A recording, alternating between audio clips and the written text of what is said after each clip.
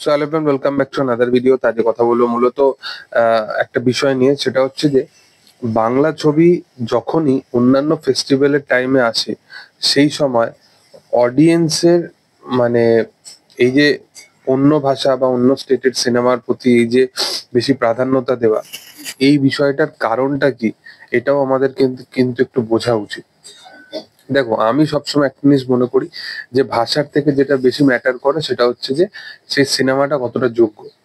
But এই জিনিসটা কতবার মেনে নেওয়া উচিত, বা এই জিনিসটা কতবার মানে আজকের দিনে দাঁড়িয়ে আমি তো একবার হলেও নিজের যেখানে এরকম স্ট্রাগলিং একটা ফেজ থেকে কাটিয়ে নিজের থেকে বেস্ট দেওয়ার প্রচেষ্টা করছে আমাদের ইন্ডাস্ট্রি, এবং আমাদের ইন্ডাস্ট্রির মানুষেরা যদি আমাদের ইন্ডাস্ট্রির লোকেদেরকেই যদি জোর গলায় নিজের সিনেমা না দেখাতে পারে, তাহলে তারা আমাদের তো ইন্ডাস্ট্রি মানে সিনেমা তো বাইরে স্টেটে তো চলে না সবকটা সিনেমা।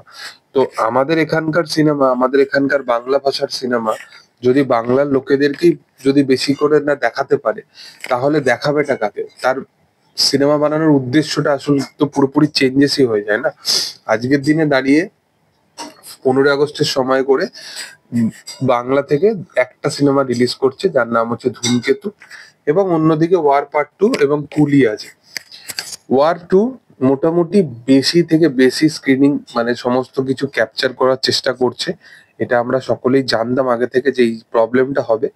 এবং ধূমকেতু, যেখানে অডিয়েন্স দেখার জন্য বিশালভাবে ডিমান্ড করছে, অডিয়েন্স বিশালভাবে ওয়েট করে আছে, সেই জায়গায় দাঁড়িয়ে ধূমকেতু ও যদি শোজ কম পায়, তাহলে অডিয়েন্স কি করে সেই জিনিসটা ডিমান্ড করতে পারে যে এই সিনেমাটা বেশি কালেকশন করলো না, সিনেমাটা ফ্লপ হয়ে গেল কি করে? আজকে আমি বারবার বলেছি যে বহুরূপী এমন একটা সিনেমা ছিল যেটা আগের বছরের প্রথম মোড় ঘুরিয়েছিল, এবং বহুরূপী যে কালেকশনটা 25 কোটি কাছাকাছি কালেকশন করতো, সেই কালেকশনটা করতে পারেনি। তার কারণ হচ্ছে এই শো, এই এত পরপর শো এসে গেল, হিন্দি থেকে এসে গেল। এই জিনিসগুলো কিন্তু অন্যান্য জায়গায় সাউথে বা কোথাও দেখবে না, যে তারা নিজের ভাষার সিনেমা থেকে অন্য জায়গার সিনেমা বা অন্য একটা স্টেটের সিনেমাকে বেশি প্রাধান্যতা দিচ্ছে। তো এই জিনিসটা কিন্তু কোথাও দেখা যায় না, তারা আগে নিজের ভাষার সিনেমাকে কিন্তু বেশি করে সেলিব্রেট করে। তো এখানে অডিয়েন্সের সবচেয়ে বেশি বলা উচিত, বা অডিয়েন্সের সেটা নিয়ে বেশি ডিমান্ড করা উচিত, যে ধূমকেতুর মতো সিনেমা বা ধূমকেতুকে যেন বেশি জায়গা দেওয়া হয়, বেশি নাম্বার অফ শো দেওয়া হয়। অ্যাটলিস্ট এতটা তো শো দেওয়া হয় যেখান দিয়ে ধূমকেতু ভালো পারফর্ম করতে পারে। তো সেই জিনিসটা যেন বাংলা সিনেমা বারবার কেন সাফার করবে সেই জিনিসটার জন্য, মানে অন্যান্য জায়গার সিনেমাকে তো এত কিছু সাফার করতে হয় না, তাহলে বাংলায় কেন?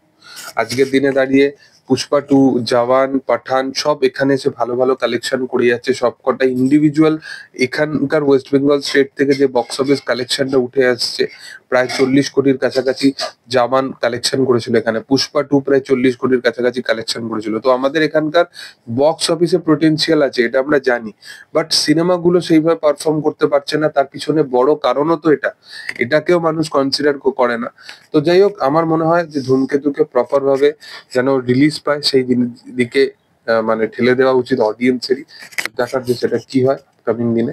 তবে তোমাদের কি বক্তব্য এই বিষয় নিয়ে, সেটা তোমরা অবশ্যই কমেন্ট সেকশনে জানিও, এবং ভিডিও যদি ভালো লেগে থাকে অবশ্যই তোমরা লাইক করো, শেয়ার করো, সাবস্ক্রাইব করো চ্যানেলটাকে, এবং পাশে থাকা বেল আইকনটা অবশ্যই প্রেস করে দিও। Thank you all, by.